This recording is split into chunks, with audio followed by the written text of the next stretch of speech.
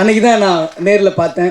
அதுக்கப்புறம் ரமணா உருவாகுச்சு. ரமணா உருவாகும் போதும் சரி, ஃபைட் சீன்லாம் பார்த்தீங்கன்னா ஃபைட்டர்ஸ் எல்லாரோட பேரும் தெரியும். எல்லோரும் சின்ன சின்ன ஃபைட்ரு, அந்த கம்பி கட்டுறவங்க, ரோப்பு இழுக்கிறவங்க எல்லார் பேரையும் எல்லாருக்குமே தெரிஞ்சிருக்கும். அப்போ அந்த கம்பி ரோப்புலாம் அப்படின்னும்போது நீ ஃபைட்டருக்கு வேணால் வை, எனக்கு வைக்காது அப்படின்ட்டுருவார். என்ன இல்லை நான் இன்ன வரைக்கும் நான் ஒரிஜினலாக தான் பண்ணியிருக்கேன். நான் ரோப் வச்சு பண்ணேன்னா இதுக்கப்புறம் பண்ணது எல்லாமே நான் பண்ணது இல்லைங்கிற மாதிரி அர்த்தமாகிடும் அப்படின்னு சொல்லி எல்லாத்துக்கும் பார்ப்பார். ஃபைட்டர்ஸ் பண்ணும்போது உட்காந்துருப்பார். கேரவன்னு ஒன்று கிடையவே கிடையாது.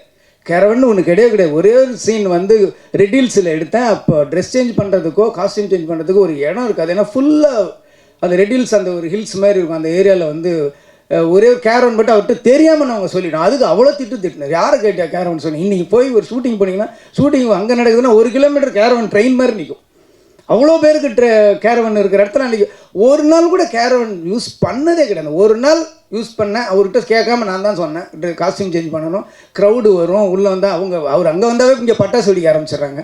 ஸோ அதனால் நீங்கள் வந்து கேரவனில் இருங்கன்னா ஒத்துக்கவே மாட்டேன்ற. கேரவன் ஆக்சுவலி அன்றைக்கி சும்மா தான் இருந்துச்சு.